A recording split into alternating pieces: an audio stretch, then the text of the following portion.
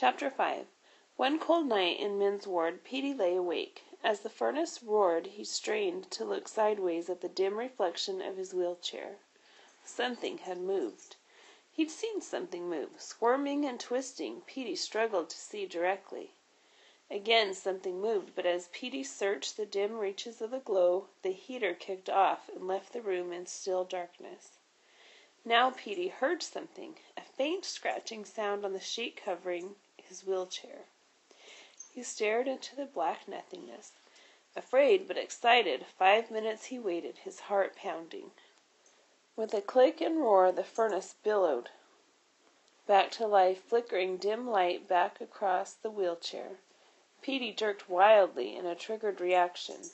3 little fuzzy creatures scattered, but not before being identified. Mice. At Infant's Ward, Petey had seen mice and heard the nurses and aides talk about them, but never this close. They were tiny, but scurried about so fast. Soon the mice ventured back onto the wheelchair. Unconcerned about the roaring furnace 10 feet above them, they sniffed and poked their little whiskered noses into every fold of the sheet, searching for tidbits of food. For several hours Petey watched the 3 mice. The large one with the huge elephant ears he named William, the name of an attendant he remembered from Infant's Ward.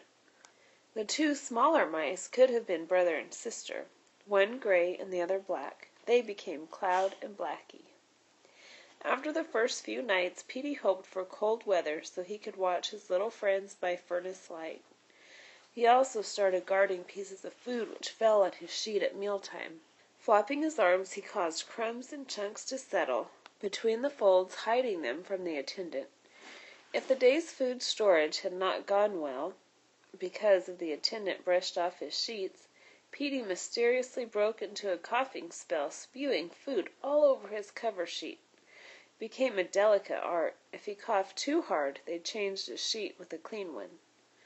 By mid-November, the furnace kicked on regularly, allowing Petey to watch his tiny fuzzy friends every night. 2 more mice joined the nightly gathering. One fat gray mouse he called Sally. Another gray one with huge whiskers endeared himself to Petey from the very start. After eating, the mouse crossed over from the wheelchair and curled against Petey's warm body. Eventually he spent whole nights. Petey named him Esteban. A week passed before a new gray mouse with dark patches showed up on the wheelchair. Reluctant and scared, he fled every time the furnace kicked in. Petey named him Patches. Within a few days, Patches became a regular. Petey grew concerned for Sally. She had grown fat and clumsy. Finally, one night, she failed to appear. Late into the night, Petey lay awake and watched the other mice. Patches kept running from one bit of food to the next, satisfying his curiosity more than his hunger.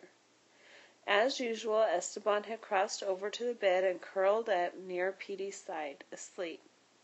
What could have happened to Sally? The following night, Sally climbed slowly up the wheel an hour after the rest started feeding. Petey smiled broadly. Sally, she was okay. She didn't look as bloated, but appeared weak. She fed determinedly for a short while and then scurried away. Her actions puzzled Petey. For several weeks, Sally only came for short visits. One night, Petey heard an odd frenzy of faint squeaks. When the furnace finally kicked on, the light exposed Sally, complete with her litter of 5 tiny babies. Sally climbed deftly up the wheel, leaving the little mice crying and bumping into each other, trying to follow. One wheel had quite a bit of rough tread left. The other was worn smooth.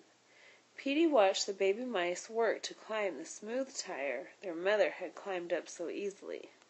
They clawed their way up a few inches, then fell. If one made progress, another crawled up behind and grabbed its tail, sending both tumbling to the floor. Meanwhile, Sally nibbled away, unconcerned.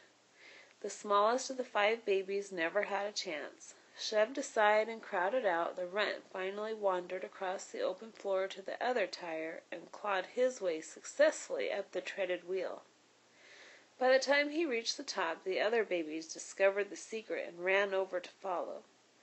Petey watched, grinning, as the teeny rascals scrambled about. He had more friends. As winter settled, hard, bitter cold pierced the very heart of the ward. The furnace, running full time, failed to repel the icy fingers. Petey knew the winter had arrived for good when he heard attendants and nurses wish each other Merry Christmas. He dreaded Christmas, because nobody wanted to work then. Petey knew he would have to lie for hours in his waist before attendants had time to change the sheet under him. By January, Petey's host of friends became an even dozen. Sally's babies grew, and Petey became a very messy eater. In mid-January, a new patient arrived on the ward. The attendants brought a 9-year-old boy over from the hospital in a wheelchair. They had discovered Calvin Anders, bruised and half-naked, abandoned on the front steps of the administration building during a snowstorm. He had been shivering and whimpering beside one of the large marble pillars.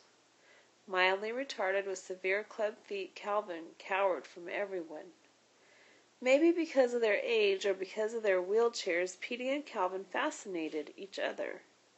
At the ages of 9 and 12, they were the only children in an otherwise adult ward. Calvin sat for hours staring over at Petey in his wheelchair. His third day on the ward, Calvin scraped together his courage and headed his wheelchair toward Petey's corner of the room. Once in motion, Calvin was not a good driver. Twice he bumped into patients blocking his path. When they swore at him, Calvin grimaced and ducked his head as if avoiding stones. Petey watched Calvin intently as he approached. "You been here long?" Calvin asked in a scared whisper. Petey stared for a while and then nodded his head up and down, testing the old skill. Calvin struggled to position his wheelchair in front of Petey and then looked up and down at him. He stared hard at the odd shapes under Petey's cover sheet. "What's wrong with you?" he whispered, scratching his black tousled hair. Petey stared helplessly. "Can't you talk?" Petey shook his head. "You had an accident, didn't you?" Petey thought a moment. It was an accident of nature that made him this way. Hesitantly, he jerked his chin in a nod. He smiled with excitement. For the first time in years, he had communicated. "Let's be friends," Calvin blurted, bouncing his chubby body up and down.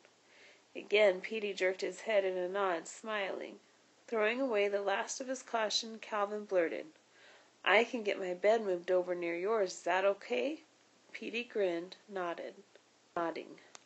Calvin quickly learned Petey's name. Never taking no for an answer, he badgered every attendant or nurse who worked the ward.